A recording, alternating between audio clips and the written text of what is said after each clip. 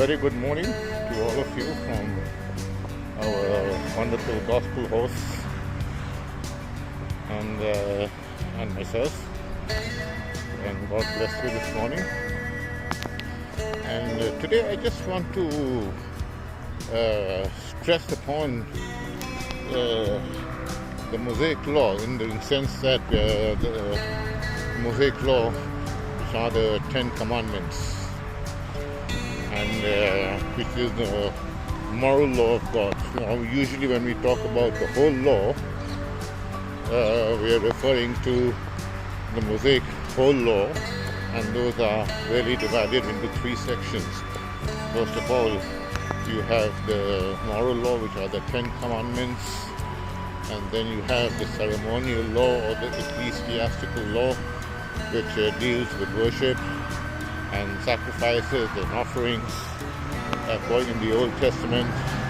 And then of course you have the civil law, which concerns communities living together, what to do when certain things happen, when a crime happens, when a person is killed or something unjust has been done. So that's the third part of the law. But usually when we come to letters of Paul and he talks about the law, he's more or less referring to the moral law, the 10 Commandments. So usually when you read a text with the phrase, the law, when it's mentioned, the context usually will always tell us which part of the law is being referred to. So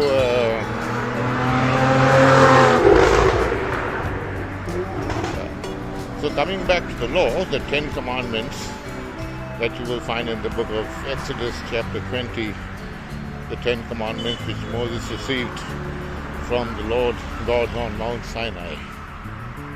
All the thou shalt and the thou shalt nots. Okay? Now, those were the commandments. That was God's standard. That is still God's standard today. That never changes. But there is something that we know in the New Testament which we only get through the letter of the Apostle Paul, that was never known in the Old Testament.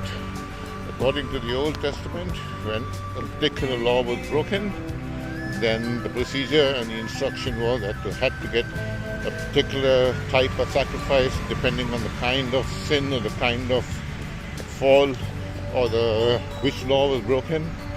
And of course they had to go to the high priest and make the offering, and the high priest had a role in all that. So that's how it used to be. That's all part of the ceremonial law. Now, when we come into letters of Paul, and especially in the book of Romans, the law comes up very, very often. Now, so when Paul is talking about the law, he's referring to the 10 Commandments. And it is only through the letters of Paul that we actually come to know is what is the law there for? I mean, we are under grace. So how does the law apply to us today? And that is the question. And that is just what I want to briefly mention. And when Adam fell in the Garden of Eden and the sin nature got transmitted to every human being right to this very day and hour. There is not a single person on this planet that does not have that sin nature. And that sin nature will never allow you and me to keep the 10 Commandments, the law, the moral law, to the hilt perfectly. It is impossible. If there was no sin nature in us, then absolutely yes, it would be very possible to maintain and keep the 10 Commandments of God. But it is impossible. And so, why is the law still there? Why does it still stand? So it has a purpose. And the purpose of the law is to show us that we, in our current spiritual state of sinfulness, are unable to keep it. And because we are unable to keep it, what do we need? We need grace. So take for example, if there is an exam and 100% is the pass mark, and let's put that exam about regarding the lives of people and how they live their lives. Some people are very, very good. They can get up to maybe 90, 95%. Some people are very bad. They can only probably get about 10, 20%. So, but the fact is, all have fallen short of that 100%. So, let's say that 100% of the law. The Bible says in Romans 3:23 that all have sinned, all have fallen short of the glory of God. And because all have fallen short of the glory of God, every single one of us, all of us, needs the grace of God. And this grace of God has been made available judicially and legally. God just didn't come up and say, okay, right, I'm just going to forgive them and that's it. No. The breaking of any law requires the price to be paid. And it's a price that you and I could never pay. Okay? In the natural, when a man commits a crime, society demands justice. And unless that justice is met by the law courts and that person punished, whatever it may be, the wrath of society is never satisfied. So it's the same way with God. Because we have flagrantly broken every law, the wrath of God can never be satisfied unless the price has been paid. And because we were unable to pay it, God, in His sovereign grace, mercy, and goodness, decided to come in the person of Jesus Christ and shed His divine sinless blood so that the price for every single human being, past, present, and future, could be paid in full.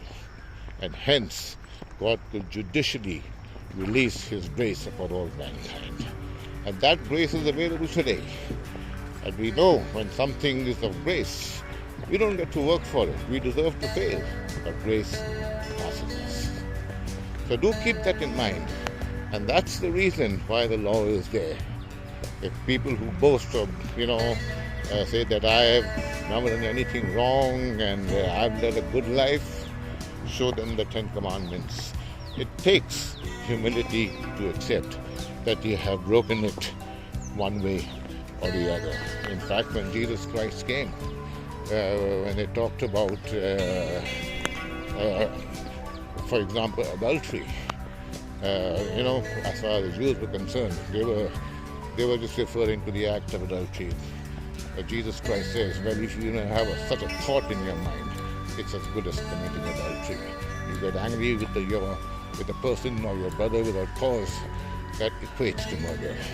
So you see, so we can't get away from it. That's how stringent and draconian the law is to a man who's has the fallen sin nature, which is you and me. So God bless you, and this grace is available at any time, at any moment. It doesn't need an occasion. And all it needs is to hear the truth and accept the fact that yes, I am a sinner indeed, and I need this grace. And once we have this grace and we believe, immediately, instantly, we are saved from the wrath of God, which will come. And we belong to Him for all eternity, and heaven sees us through the eyes of Christ, perfect and sinless. So God bless you, and have a brilliant day.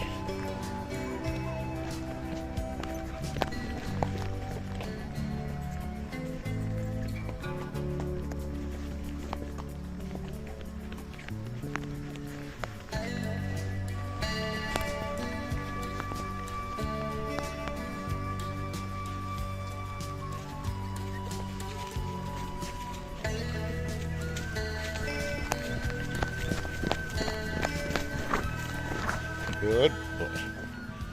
Okay, you can have your grass now.